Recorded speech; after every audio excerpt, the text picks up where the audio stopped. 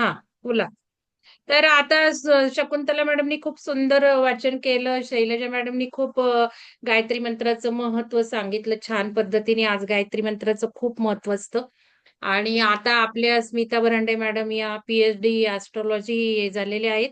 तर त्या आपल्याला आज ग्रहणाचं महत्व सांगतायत. त्यावर तुम्ही पाणी, चमचा, काळे तीळ, तर्पणाला आणि काही तामण वगैरे घेऊन ठेवा. आपण ध्यान करायचंय. महत्वाचा हा पिरियड सुरू होतोय. पोर्टल ओपन झालेलं आहे आणि हे ग्रहण आत्मशुद्धीचं आहे. सूर्य म्हणजे आत्मा आणि आता पुढचं जे चंद्रग्रहण सुरू होणार आहे ते मनशुद्धीचं. तर आत्मा शुद्धीसाठी आपण संकल्प करून ध्यान करूयात थोडं आणि मग नंतर उरलेला कार्यक्रम. हा, बोला स्मिता मॅडम. हा, नमस्ते मॅडम. काळ्याच आजचं ग्रहण तिळाचं महत्व आहे. आणा दुकानात न हो, तोपर्यंत. काळ्या हा. तिळाचं आहे खरं महत्व. गुळ पण आहे मॅडम.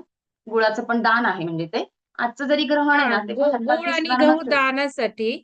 आणि तर्पण दानासाठी. आज पितरांच्यासाठी फार महत्वाचा दिवस असतो. त्यामुळं ते अमावस्या आहे. करूयात. आणि एक असं काही नाही, 7:30 पर्यंत तुम्हाला तीळ मिळाले तरी चालतील. शेवटी पाण्यात सोडायचे.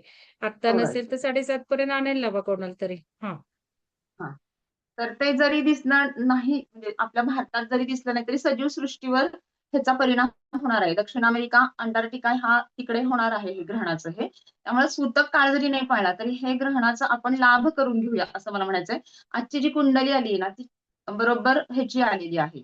म्हणजे कर्क लग्नाची आणि अष्टम भावामध्ये सगळे ग्रह आलेले आहेत आता. म्हणजे कुंभ राशीमध्ये, कुंभ राशीतूनच हे ग्रहण होणार आहे.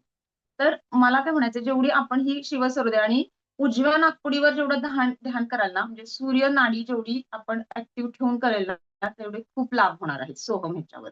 असा तो विषय आहे. त्यामुळं ह्या ध्यानाचे जास्तीत जास्त आपण असे फायदे करून घेऊयात. आपण मॅडम तुम्ही ध्यानाचं महत्व किंवा आपण सगळं आपण शिवसुरदे शास्त्रातले आणि शंकराचीच उपासना ही लाभदायक ठरणार आहे. कारण सृष्टीचा संहारक, डिझास्टरचा कारक शंकर आहे. त्यामुळे हे तत्व जे आहे ना ते सगळं शंकर, कारण राहू, चंद्र आणि हे सगळे वायू तत्वाच्या राशीत आलेले ग्रह आहेत आता. त्यामुळे हा काळ खराबच आहे सगळा आपण जे बघतोय. हे जे ऍक्सिडेंट किंवा सगळ्याच गोष्टी. परत 23 फेब्रुवारी पासून मंगळ सुद्धा हा कुंभ राशीत येणार आहे, तेव्हा पण अजून आपत्काळच येणार आहे. असे घाबरवण्याचं काही नाही, पण आपण थोडं ऊर्जेत आणि आध्यात्मिक ह्याच्यात जे राहतोय ते खूप चांगलं आहे. शक्यतो आयसोलेट राहा, अनिवार्य प्रवास टाळा आणि आपला ऑरा जसं आपण आता ऊर्जा एक मिळतीये आपल्याला ग्रुपच्या माध्यमातून त्याचा पुरेपूर लाभ घ्या घरात बसून. असं मला तरी म्हणायचं मॅडम. आणि करूया ध्यान आपण. धन्यवाद.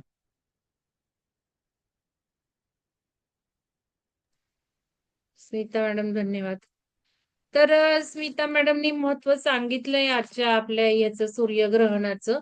तर आपण आता ध्यान करू. चला, ध्यान करूयात.